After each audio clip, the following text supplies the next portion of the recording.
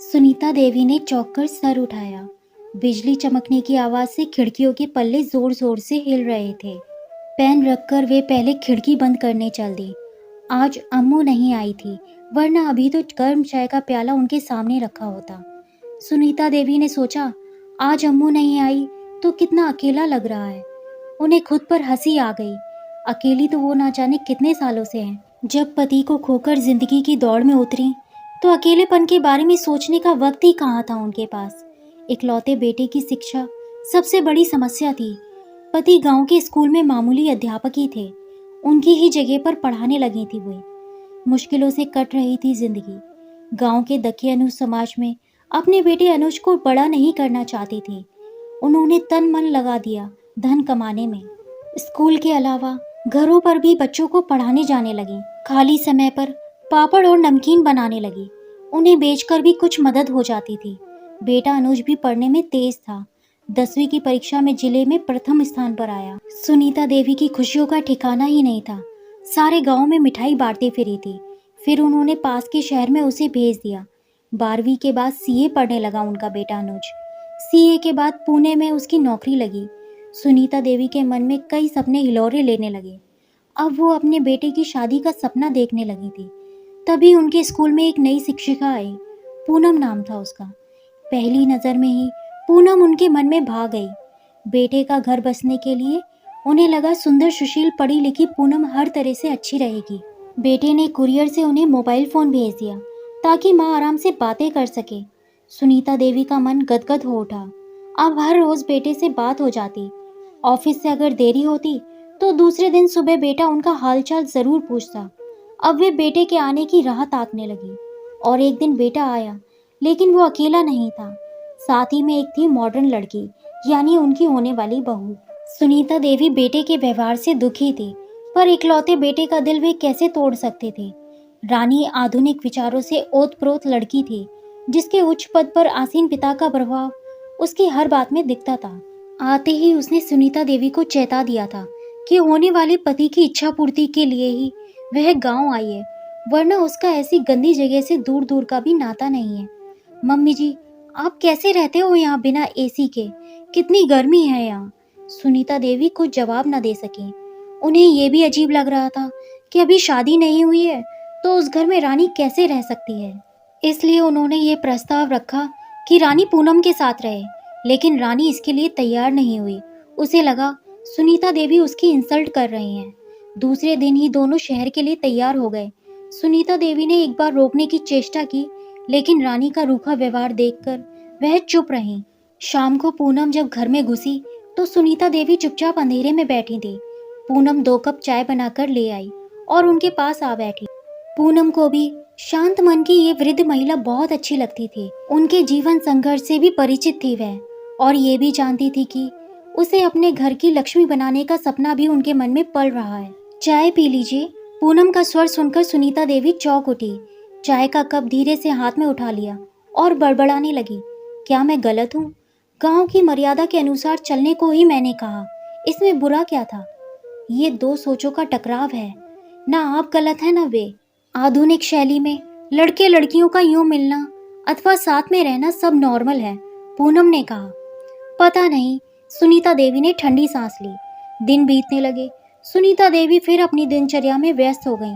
बेटे से रोज फोन पर बात होती थी, लेकिन रानी का कोई जिक्र नहीं होता था। कई महीने बीत गए। फिर एक दिन बेटे का फोन आया, माँ, अगले हफ्ते मेरी शादी फिक्स हो गई है। मैं कार भेज दूंगा, आप आ जाना। क्या कह रहा है तू? तेरी शादी तू तय कर रहा है? न गांव में किसी को न्योता, न मेरी कोई तैयारी। माँ, ये सब दकियानूसीपन छोड़िए। गांव से आप 2-3 लोगों को ला सकती हैं, इससे ज्यादा की गुंजाइश नहीं होगी। रानी के पापा ने 5 स्टार होटल में सब इंतजाम किया है, पर प्लेट करीब 4000 रुपये पड़ेंगे। आपके गांव के गवारों को न्योता करके अपनी नाक नहीं कटानी मुझे। बेटा, चाचा के यहाँ तो फोन कर देता। माँ, चाचा कौन सी हमारी मुसीबत में साथ खड़े थे, मुझे नहीं बुलाना ऐसे इंसान को। सुनीता देवी चुप रही। सुन रही हो ना माँ, आपने जो जेवर बनाए थे मेरी शादी के लिए वे लेती आइएगा। कपड़े मैंने और रानी ने खरीद लिए हैं। आपके लिए भी एक साड़ी खरीदी है, क्रीम कलर का ब्लाउज लेते आइएगा। मम्मा, सुन रही हो ना? सुनीता देवी का मन भर आया। बेटा उन्हें प्यार से मम्मा ही कहता था। ठीक है बेटा, आ जाऊंगी, तू परसों कार भेज दे। सुनीता देवी अपना सामान ठीक करने लगी। दूसरे दिन पूनम भी स्कूल के बाद आ गई। उसने सारा सामान पैक कर दिया। सुनीता देवी ने अपनी शादी के जेवर बचा रखे थे। बेटा जानता था कि ये उसकी पत्नी के लिए हैं, इसलिए उसने जेवर लाने की बात कही थी। सुनीता देवी ने सिर्फ गांव के सरपंच और पूनम को बुलाया। बाकी लोगों के घर जाकर हाथ जोड़कर माफी मांगी। लोग समझते थे उनकी मजबूरी, इसलिए किसी ने बुरा नहीं माना। नियत दिन पर गाड़ी आ गई। सरपंच जी के साथ पूनम और सुनीता देवी बैठकर शहर की ओर चल दी। ड्राइवर पता जानता था, सीधे उन्हें बेटे के फ्लैट पर ले आया। बेटा उनकी प्रतीक्षा कर रहा था। उसने सरपंच जी का और पूनम का सबका स्वागत किया। घर पर एक नौकरानी थी जिसने उन्हें बैठाया और प्लेटों में नाश्ता और कोल्ड ड्रिंक ले आई।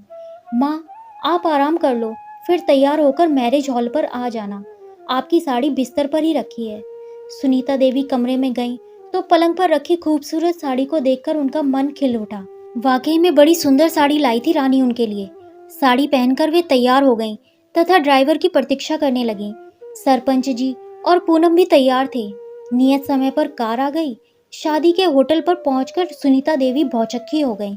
इतना वैभव और इतनी चमक, उन्हें अपना कद बहुत छोटा महसूस होने लगा।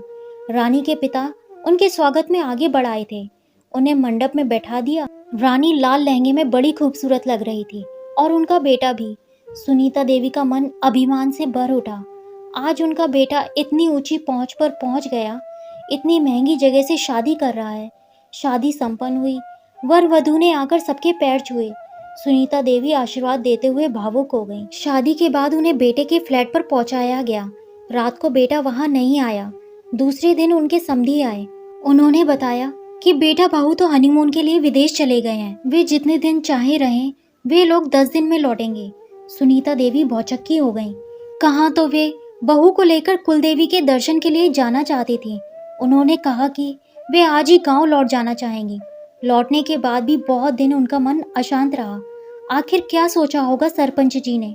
पूनम के व्यवहार में तो कोई अंतर नहीं था, बल्कि अब वो उनके प्रति ज्यादा सदय हो गई थी। रोज शाम को नियम समय से उनके पास आती, चाय बनाकर पीती और रात के लिए सब्जी रोटी बनाकर रख जाती। उनके लाख मना करने पर भी नहीं सुनती।